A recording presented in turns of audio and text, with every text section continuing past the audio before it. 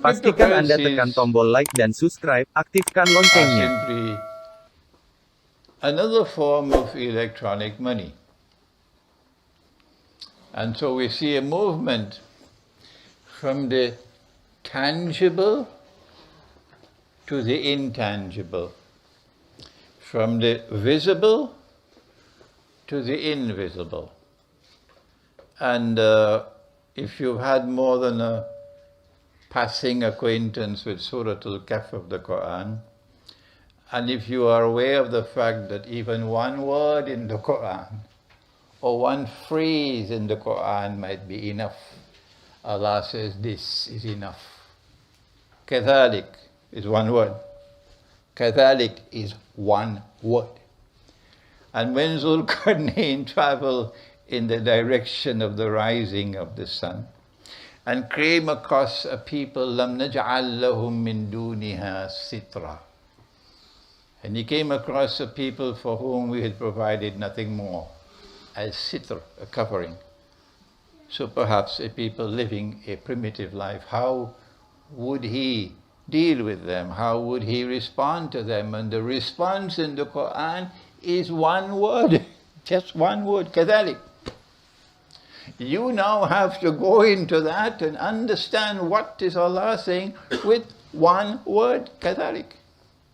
Meaning, he met them like that, and he left them like that. He respected their right to live their way of life, the primitive way of life. And so, if you've had more than a passing acquaintance with Surah Al-Kahf, you would know that you cannot dig a hole and bury electronic money, which is what was done in Surah Al-Kahf. And then he built a structure, a wall, on top of it. And this is not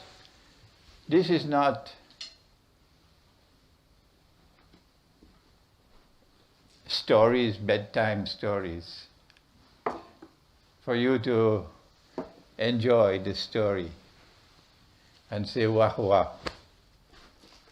Because the Quran came down لِقَوْمِ يَتَفَكَّرُونَ. And the only time you will enjoy the Quran, the only time the Quran will transport you to worlds of joy and ecstasy is when you travel beyond the recitation of the Quran regularly in Arabic. And of course, you know it has to be from cover to cover. You know that, don't you? I don't have to come and remind you of that.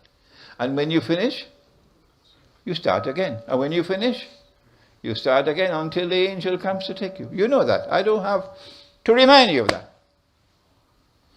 And if you've not been doing that, I advise you, start today.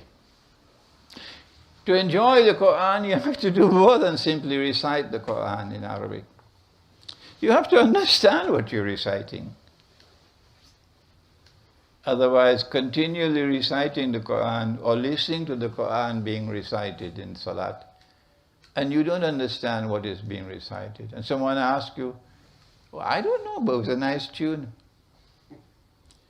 If you remain like that, you're disrespecting the Quran, and therefore disrespecting Allah, and you'll have to pay a price for that. But to enjoy the Quran, you have to go beyond simply reciting it and getting the surface meaning. You will enjoy the Quran on that day when you apply the thinking process. Allah sent down the Quran لِقَوْمِ يَتَفَكَّرُونَ, to a people who think. And when you think and ponder and reflect and seek to penetrate into the internal substance of the Quran, on that day you will enjoy the Quran.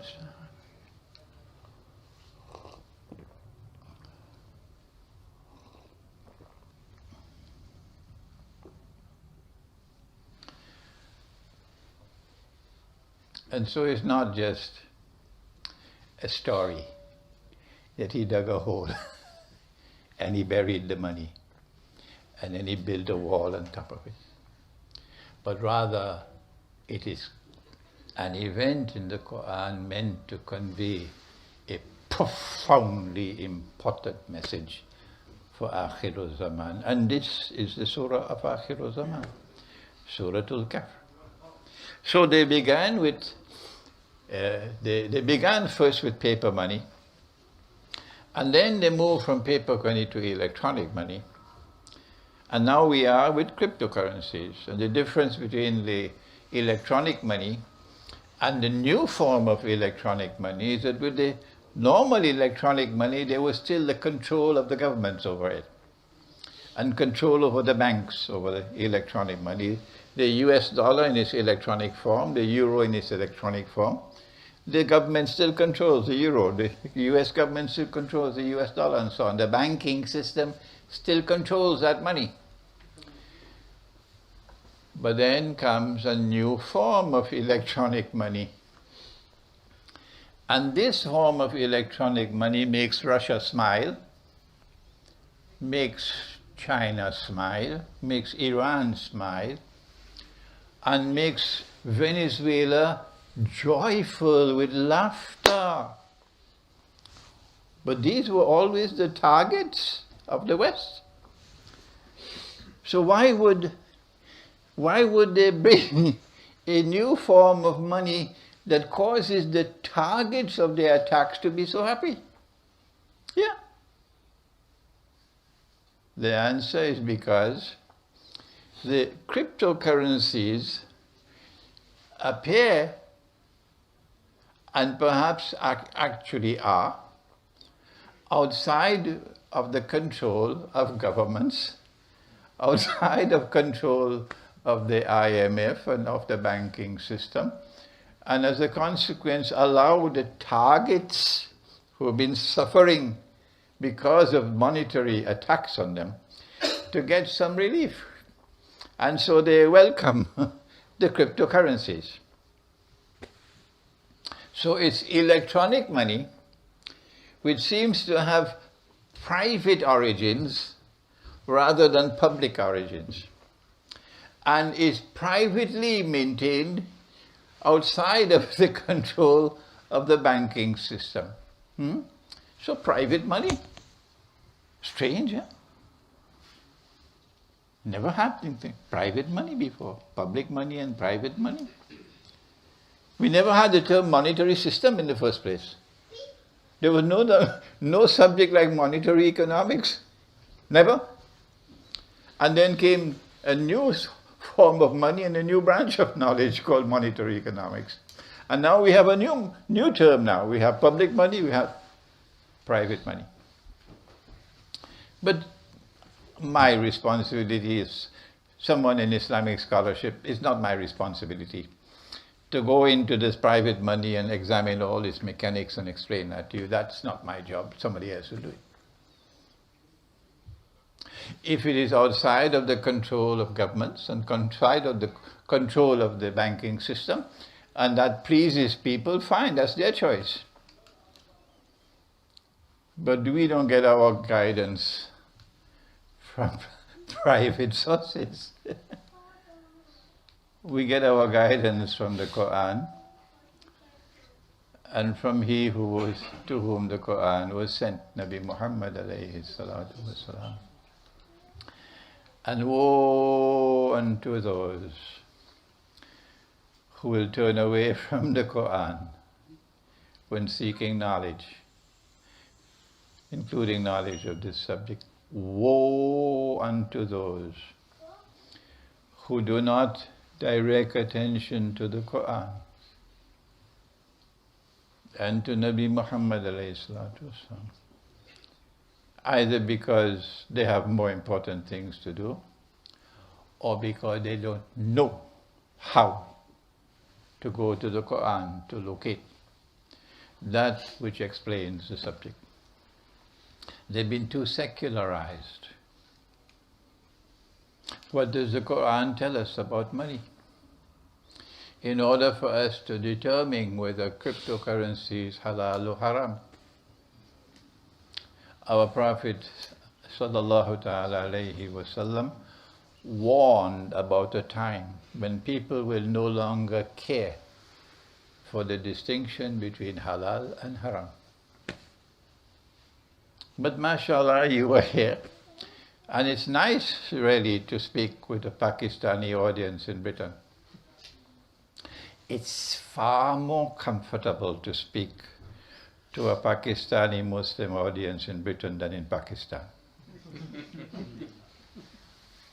Yes, I tell you that. And I don't know what kind of reception I'm getting. I'm going to Pakistan for the first time in 5 years, in August of this year. But I'm excited, really, I'm excited to find the kind of energy. You would not be aware of it because you're living here. But I am coming from outside. And I have vast experience with Muslim communities around the world. So I find it exciting to see young Pakistani and Indian and Bangladeshi and Arab Muslims in this country. And they have such an appetite, such a thirst, such a hunger for knowledge of this subject. There are other places in the world I'll sit there for 10 years, 15 years, no one will come to me. None. To come to me to seek guidance from me, to seek knowledge from me. And here, even if they can spend 10 minutes with me, they are hungry for it. This is something exciting about Britain, yes, and I am enjoying being in your company, mashallah, mashallah, mashallah. If we have to ask the question, does the Quran give us guidance concerning cryptocurrencies? Is it halal or haram? It's not just Surah Al-Kahf and the story about the digging the hole and burying the money, and you cannot bury electronic money. You can bury only that which is tangible and visible. It's not just a story about the young man who slept for 300 years, and after waking up after 300 years, they took the money which they had, and incredibly so, it could still buy the food. I was 5 years of age when my father bought a motor car. He was a school principal and he wanted to take me to school. So in 1947 he bought a motor car, Hillman Minx. And he then took me also to the market on Saturday morning in the Caribbean island of Trinidad, and I saw him buy 100 oranges in a sugar bag for $1, Trinidad money. 70 years later, that's 300, eh? This is only 70. 70 years later, with that $1, I cannot buy even one orange. That is our money over 70 years. It's a strange kind of a money, as though it's leaking. It's leaking. It's losing value. It is suffering from a virus called inflation. And I realized when I studied sufficiently the subject of Dajjal, I realized that this was his most dangerous weapon of all. This one. To control every single one, but you put your toe on the line. If you step out, if you only step out, I'll destroy your money. It's called inflation. So after 70 years, $1 can't buy an orange. But after 300 years, they were using a different kind of money. Not this bogus money. After 300 years, their money had successfully stored value. Where does this terminology come from? We never heard anybody talking about money having a function of storing value. Nobody ever taught that to us. The Darul Uloom never talked about this. Yeah. Can you imagine now the rage inside of me? That I've been teaching this subject for 20 years or more. They wouldn't listen to me. So I'm all alone. And then they wouldn't even allow me to talk. What is his Akira? So let me restrain myself. The Quran has more pertaining to money than simply these two instances in Surah Al-Kahf. The Quran speaks about a kintar as a treasure. That Umar radiallahu ta'ala anhu, he got up on the mimbar, and you know, nobody dares to confront Umar. No, not Umar radiallahu ta'ala anhu. The Prophet sallallahu ta'ala alayhi wa sallam said about Umar radiallahu ta'ala anhu, إِذَا سَلَكَ فَجًّا سَلَكَ الشَّيْطَانُ فَجًّا آخَرَ. If he is on one road, shaitan takes another road. This is Umar. So he found that people were asking too much for the meher. So he got up on the mimbar and gave a khutbah, and he placed a limit on the meher in nikah, the dowry.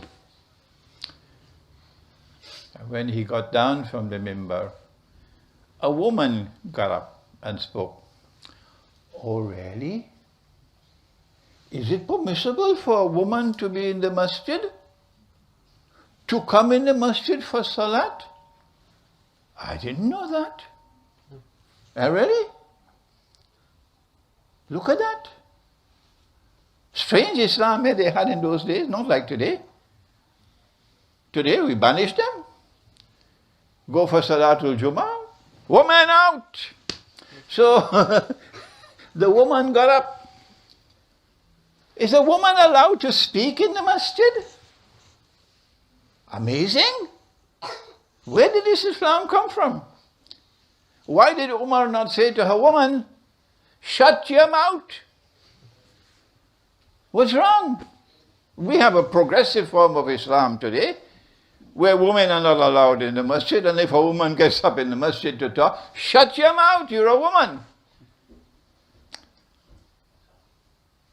She said, Umar, you can't do that.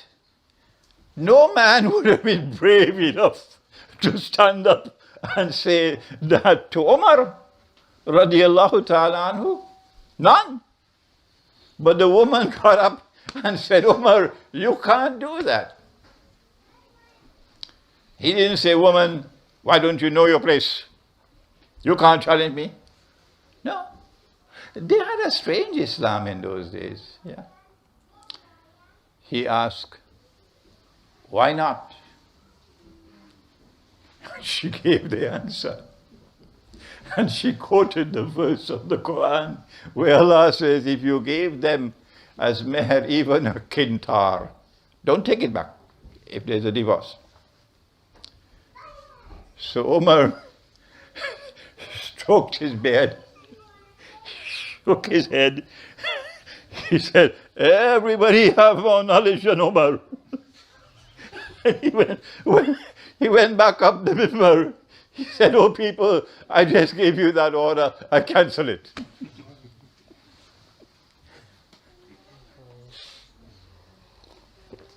A kintar is about 1,200 dinars.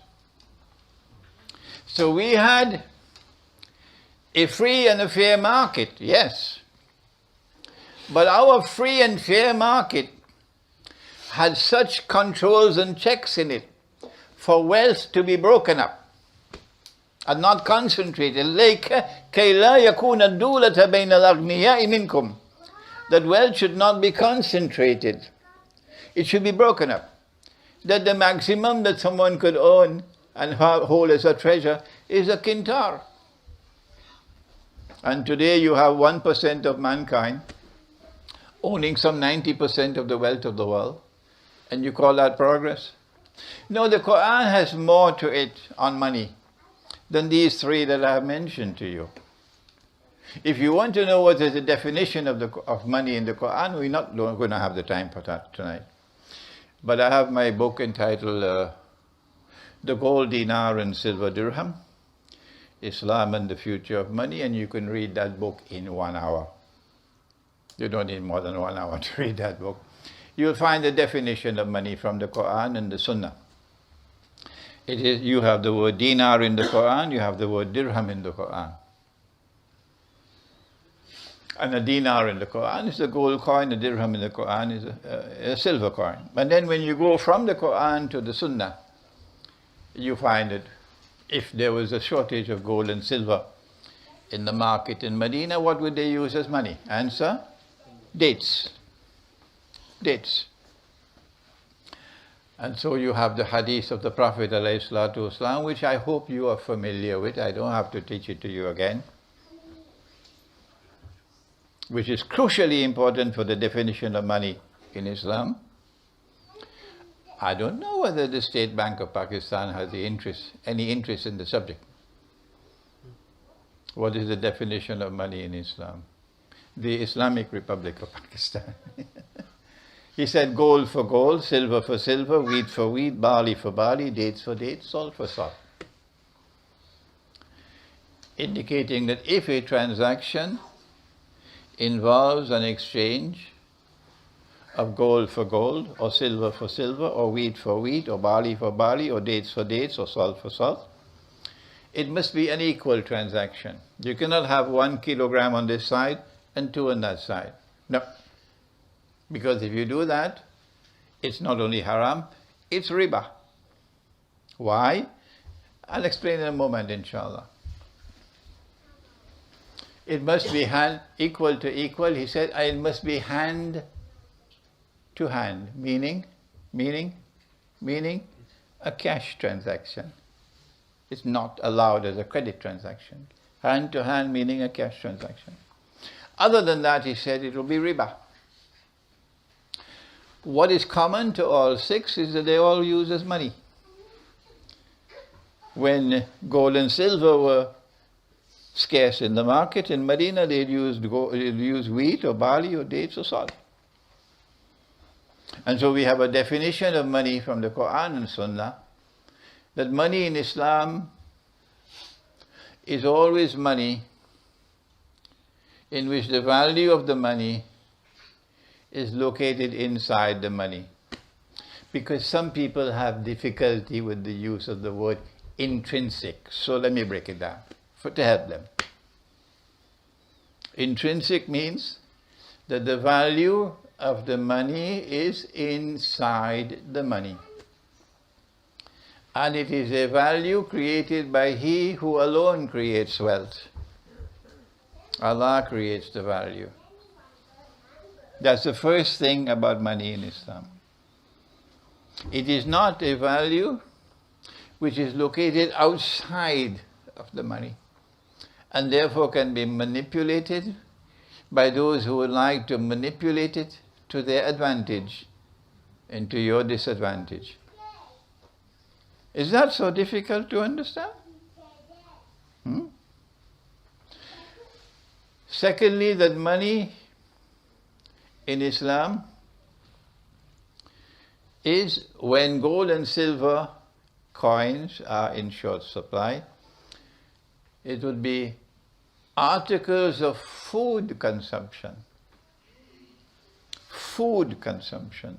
And there's great wisdom in that, because governments could ban you from keeping gold, as the government of the United States of America did in 1931. Yes, that's what they did. Ban you from keeping gold. You had to turn over all your gold to the US government, which then gave it to the Federal Reserve, which is a private bank, and exchange it for you with paper, US dollars. And then after some time had passed, they changed the value of the paper dollars, and then You were ripped off. That's what the US government did in 1931, I think it was. I have a book entitled The Prohibition of Riba in the Quran and Sunnah. It's not available here. I have to rewrite that book, really. It was written about 25 years ago, and I can't find the time to do it before it can be published again in a new edition. In that book, I have all this history in it. So the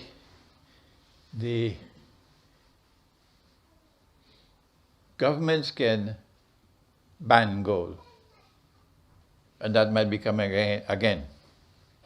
So be careful. If they ban gold and they ban silver, they can't ban sugar. They can't make it illegal to use sugar or rice, flour, so wheat or barley.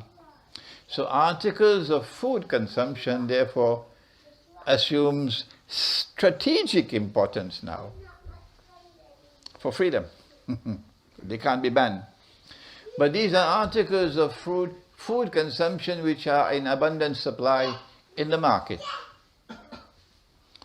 and which have a shelf life. So you can't use mangoes as money, even if it's the best mangoes of the world from Punjab.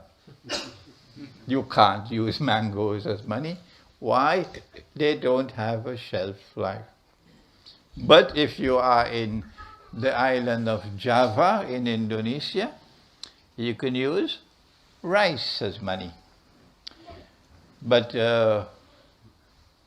from Surah to Yusuf of the Quran, you would know that you would not shell the rice skin.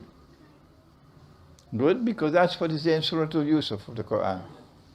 The story of the king and the 7 cows. You'd keep the skin on. So it's called paddy rice. I think maybe it's paddy rice. After you take off the skin, then you can polish the skin. No, it has a longer life if you keep the skin on, the rice skin on. Or if you're in Fidel Castro's Cuba, what would you use as money if you have a shortage of gold and silver? Don't tell me tobacco. No, you'd use sugar as money. Good. The PhDs in monetary economics would look at us disdainfully and laugh at us.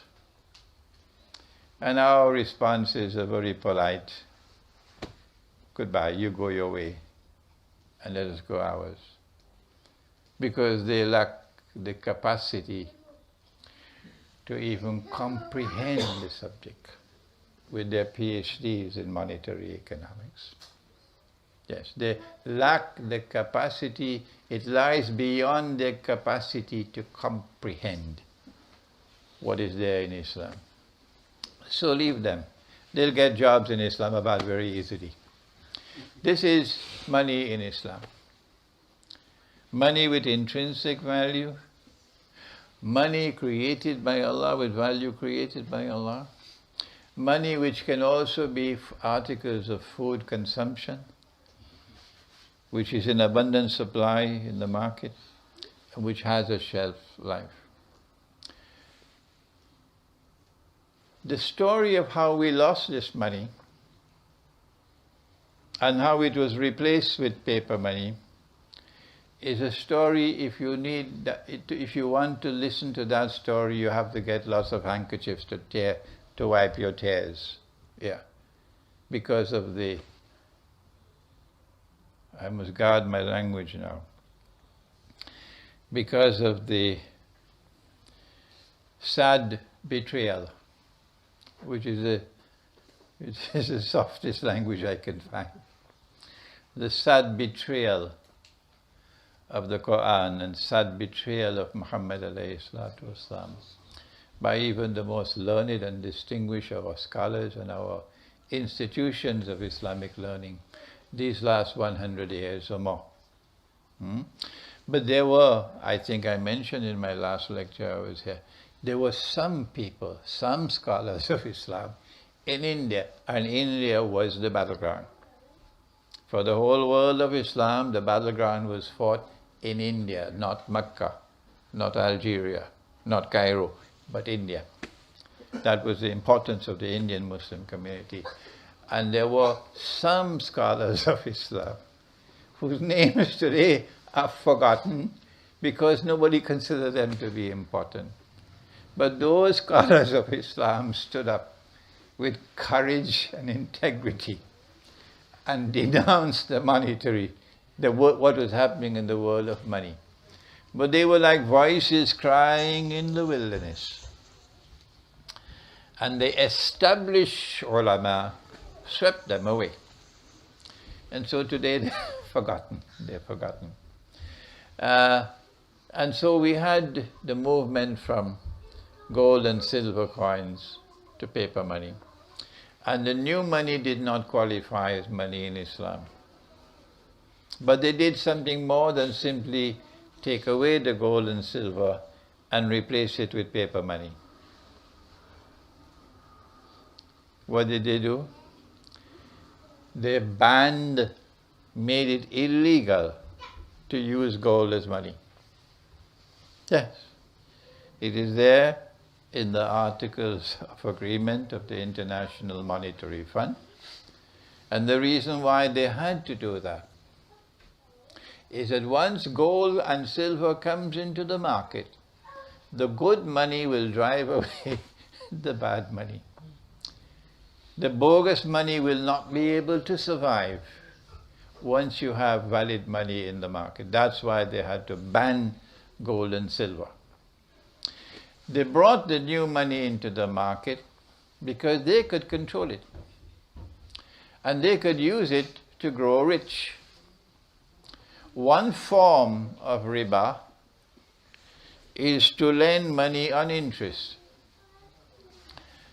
And Allah has prohibited money being lent on interest. Why has He done so? Would you ever hear a khutbah for Salatul Jummah? Will anyone ever deliver a khutbah for Salatul Jummah in which you would explain to the people why has Allah prohibited money being lent on interest? No, they have many other things to talk about in Salatul Jummah, but not riba. The reason why He has prohibited money being lent on interest is because this is not business. أحل الله البيع وحرم الربا. The business transaction is one in which you can make a profit or you can suffer a loss. And once you embrace risk, R-I-S-K, then Allah subhanahu wa ta'ala can intervene and give to some and take from others.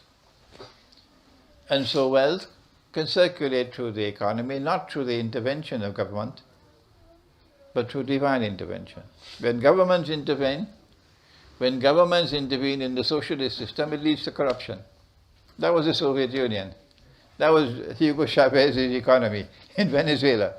Wherever you had a socialist economy, a state-controlled economy, you ended up with corruption and destruction of free enterprise. And so,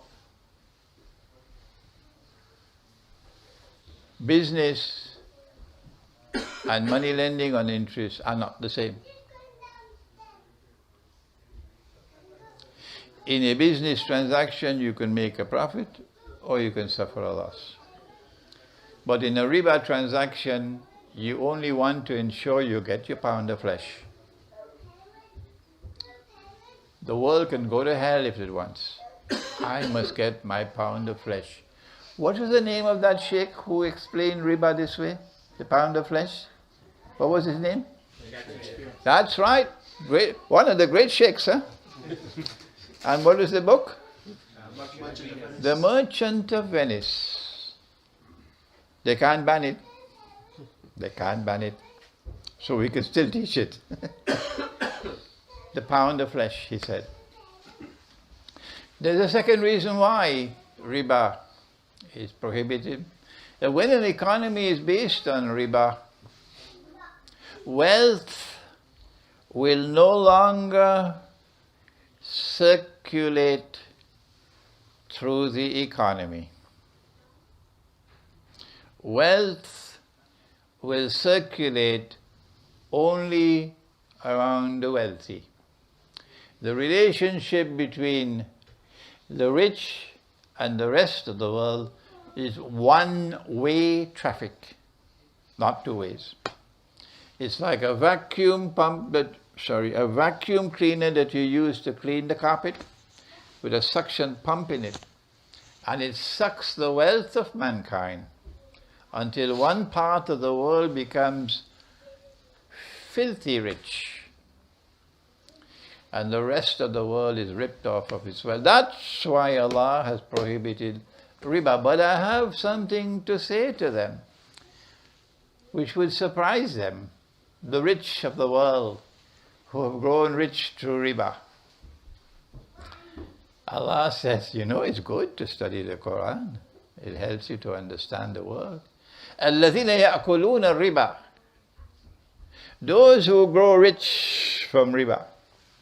لا يقومون إلا كما يقوم الذي يتخبطه الشيطان من المس. They will live a life that will be strange. A strange way of life of these people. Eventually, they will behave the way those would behave who are driven to madness by the touch of shaitan. That's what Allah says in the Quran. And you can see in the United States, the fellow goes into a school and kills 15, 20 people. They go into a stadium and they start shooting here and there and everywhere. They go in a supermarket, they start killing people. They go in a cafeteria, they start killing people. They go on crazy out there.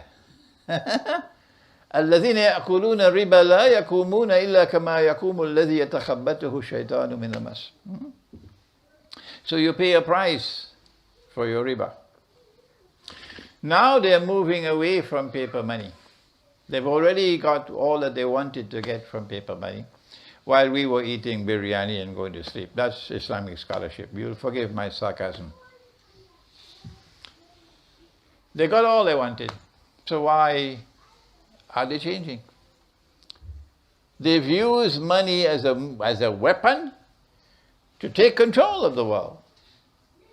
So why are they changing? What is the reason for the change from a monetary system of paper money, which has profited them so much, to a new monetary system of electronic money, which is outside of government control and outside of banking control? That is the important question that we must now attempt to answer.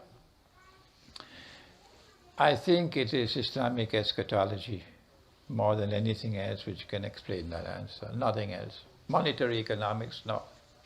But Islamic eschatology. Is it in Suratul Mursalat that Allah says, Intaliku ila zillin ذي ثلاث شعب? Proceed, meaning in the historical process, to a shadow which is going to come over the world, a shadow which is going to come over the political system, over the economic system, over the monetary system, over the educational system, over the spiritual life. Over the male-female relationship, over sports, over education, a shadow which is going to descend over the world, intaliku ila zillin. And this shadow will emerge in three parts. This shadow will have three parts. Zi salasi shu'ab. This is ayah mutashabiha, not ayah muhkama. The Quran has ayat muhkamat, which are plain and clear. And this is Ummul Kitab. And they have to be studied. And what constitutes a Muslim, the belief system of Islam, must come from here. The ayat muhkamat. So if Allah subhanahu wa ta'ala, if He has ordained the leadership of the Ummah of Muhammad alayhi salatu wasalam is vested in Ahlul Bayt, and they are of course my brothers, the Shia. I don't have boxing gloves, no, they are my brothers. If Allah has ordained that the leadership of the Ummah after Nabi Muhammad alayhi salatu wasalam is vested in the family of the Prophet alayhi salatu wasalam, and it commenced with Ali radiallahu ta'ala anhu, who is included in Ahlul Bayt,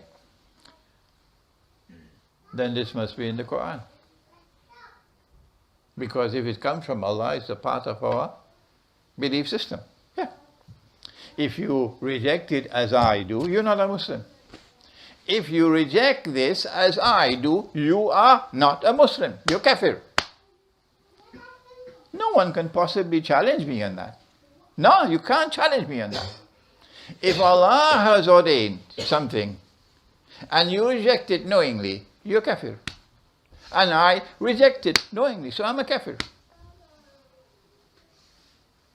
If Allah has ordained it. If it is a part of the belief system of Islam, it has to be in the Quran. If it's not there in the Quran, then be careful. Be careful, you're treading on dangerous waters. So the Quran has to establish what is the belief of the Muslim. And that has to be from ayat muhkamat. But then there are other ayat. The Quran is not comprised of only ayat muhkamat. And Washington is not happy at all with this. What is it? That Allah has placed ayat mutashabihat in the Quran as well. So they can have all their think tanks from Temple University to Harvard to wherever they want. They can never penetrate the Quran. Never. Because there's one part of the Quran which is ayat mutashabihat. And these have to be interpreted. And the interpretation, the knowledge of the interpretation will come only from Allah. It comes from a combination of rational inquiry and spiritual insight, and that's not sold in the supermarket. When you give an interpretation of the Quran, of course, you must say Allah knows best. Because you can be right, you can be wrong. So when I say that this is the shadow, and the shadow, which is of three parts, is this. It started with Pax Britannica, when the island of Britain took control of the world. And there is an amazing amount of solid evidence to support the view that this is the first part of the shadow, Pax Britannica. We don't have to go through that tonight. Don't forget, I made a trip to the Greenwich Observatory today. And when you go there, you see what they did to time. Then you have Pax Americana, which is the second part of the shadow. When the shadow began, we saw changes in the world of money. It was the Bank of England in 1697, I think it was, that the Bank of England was established. If you were born in Britain, you should know the subject better than me, eh? If you were born in this country, you should know this subject better than I do. The Bank of England was established, I believe, in 1697.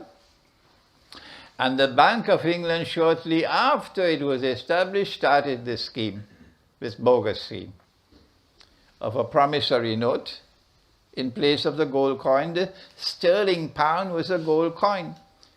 And if you go to the museums, you probably could see what the sterling pound used to be, a gold coin. And then they started giving paper in place of the gold. And of course, you'll issue more paper than you have gold. And so you could make money off the side. And the scheme collapsed. And then they started again and collapsed. Yeah.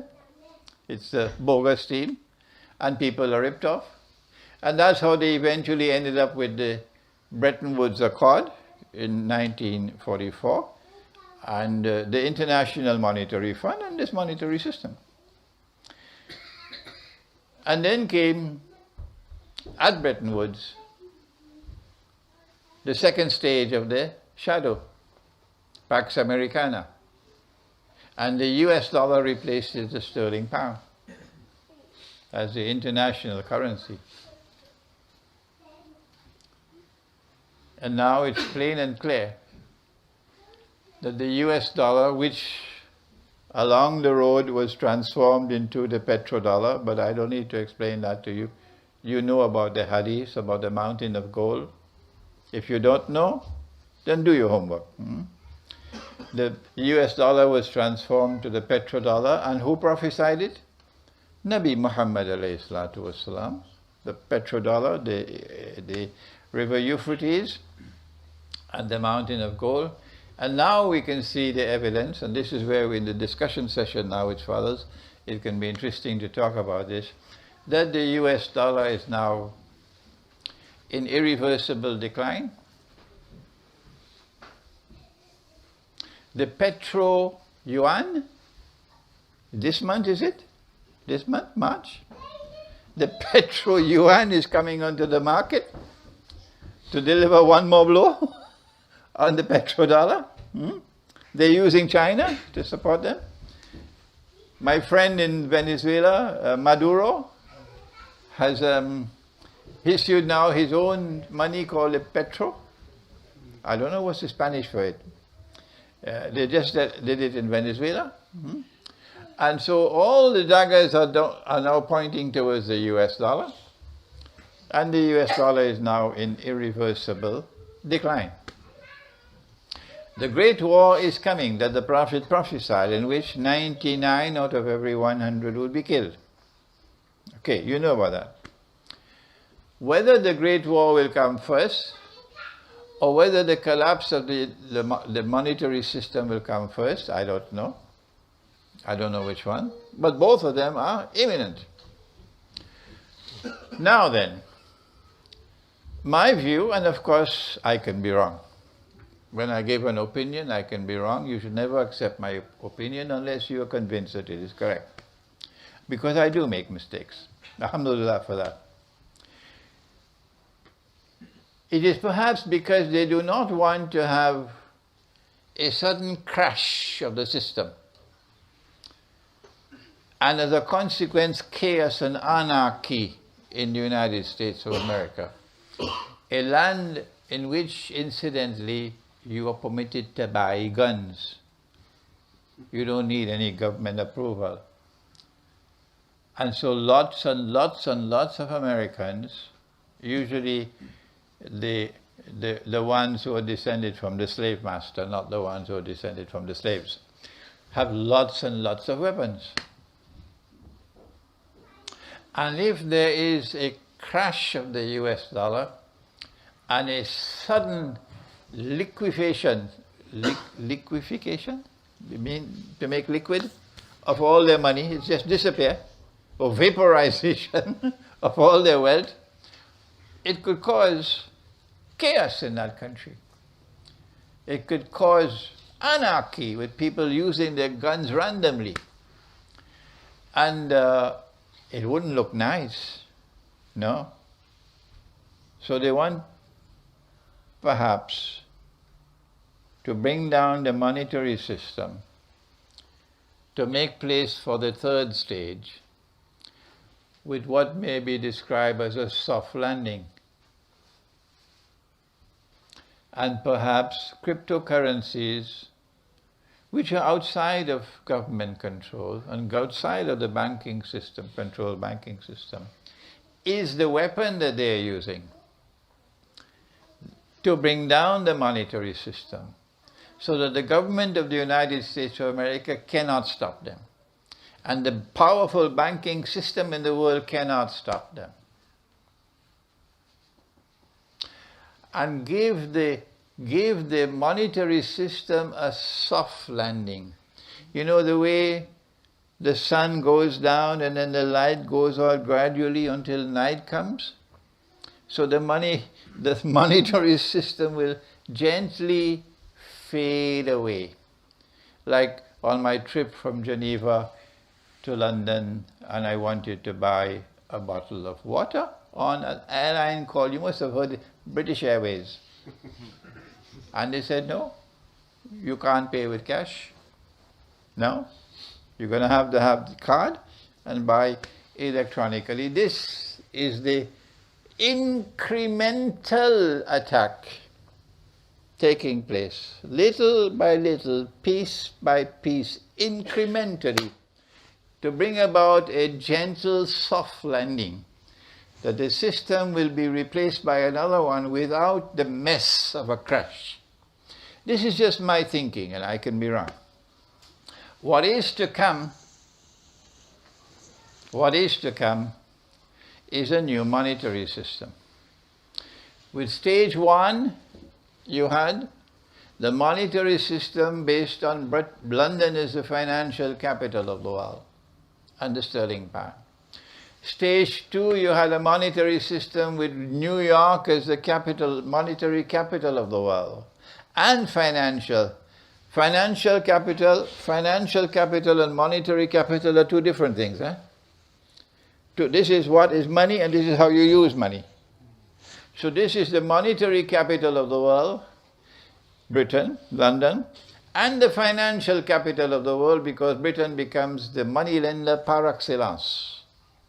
Britain is the Shylock of the whole world during that time of the first stage of the shadow. And then comes the second stage of the shadow. Which surah is this?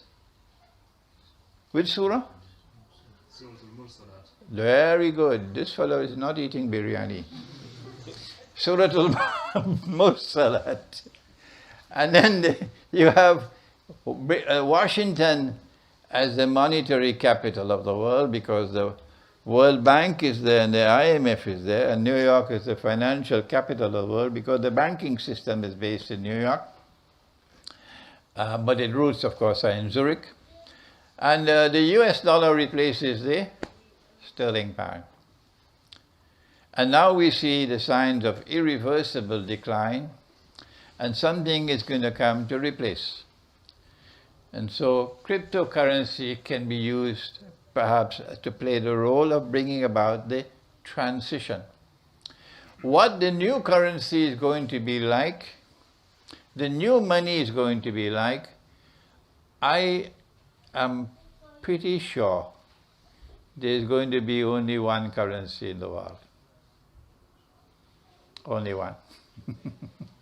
They don't need this mess of 30, 40, 60, 80, 100 different currencies every note. It's much prettier and easier and manageable if you have one currency in the world, everybody using the same money. And that's when the rope around the neck will be tightest of all. For those who have eyes and yet cannot see will say, this is the best world of all.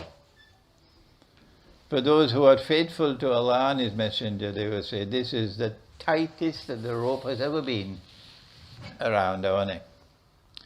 They want the one currency for one world order. One world order. And it will be a world order that they will control. So that Pax Judaica can replace Pax America. This is the importance of eschatology, or ilmu akhirul zaman. So you should not be surprised that there is such a phenomenal appetite in this country for this knowledge. I am absolutely amazed as the kind of response I'm getting since I've arrived in Britain. This is the third time I'm making short visits. Short visits. I don't come here to stay a long time. Short visits and low profile. You don't see my program on the internet. You don't know where I'm lecturing next. Nobody knows. You have to take the low profile. This is the importance of Islamic eschatology. To use the Quran, and I've only quoted 1 or 2 verses, there are many more, to explain what is happening in the world today and to anticipate what is coming tomorrow. What should we do? Answer: when you're faced with an evil from which there is no escape, always choose the lesser of the 2 evils, the lesser of the 2 evils. And my advice to you, particularly if you have children, is to get out of the cities before it's too late. You're going to lose your children if you've not already lost them. And go to the countryside. If you cannot leave Britain, if I could go and live in Pakistan, I'd do that. Oh yes. I tell you, and I eat a naan in Pakistan is far better than anything you can have in Britain here. I had naan today. My first naan in Britain. I said, but this is not even in a little roadside jhuggi in Pakistan. Roadside where we used to buy a naan for maybe 2 rupees. 2 rupees for a naan. No, 8 rupees. How much? 8 rupees. 8 rupees now? Right. 2 rupees or 1 rupee for a naan. When I went to Pakistan in 1964, $1 was equivalent to 1 rupee 75 paisas, yeah. So it could not be 2 rupees, had to be much less than that. We used to have chawanni and thanni in those days. So see if you can build a team of like-minded people, particularly the young, and buy land in the remote countryside where land is cheapest. And when you buy a large enough parcel of land, you build small huts. So you begin with small huts. You don't have to go to the bank to borrow money for that. You can build a hut yourself. All of you team up together and build your hut, and then build his hut and build his hut. Move your family out of the cities. Go to the remote countryside and produce their own food that you're going to consume. Don't depend on the supermarket for food. Produce your own food, okay? Milk, meat, vegetables. That's priority number 1. You cannot produce your own food unless you have water. You need water. And so long as there is sunlight, there'll be food. And when there is no sunlight, is that possible? There'll be no sunlight? Yeah, wait for the big war. Wait for the great war that's coming. And you see no sunlight. And that's a hadith not only in our eschatology, in Christian eschatology as well. When there is no sunlight, there'll be no food. You can't grow anything. وَإِنَّا لَجَاعِلُونَ مَا عَلَيْهَا صَعِيدًا جُرُزًا, Allah says in the Quran. I'm going to transform this earth into a dust bowl. Nothing will grow. This is in Surah Al-Kahf. So you can stock up on canned food. You can stock up on non-perishable food so you can survive for some time until the clouds can drive away the smoke, the dukhan, and the sunlight can return. And it is a time for you to buy dinar and dirham. If you're using sterling pounds to buy it, there is no escape. Don't tell me this is haram, because there is no escape. None. So we're choosing the less of the 2 evils. So my final comment is, to remain faithful to what is money in Islam, you should be buying not so much dinar, but more dirhams. Because it is dirham that you use for buying and selling food, particularly in Akhir Zaman. Thank you. Wassalamu alaikum wa rahmatullahi wa barakatuh.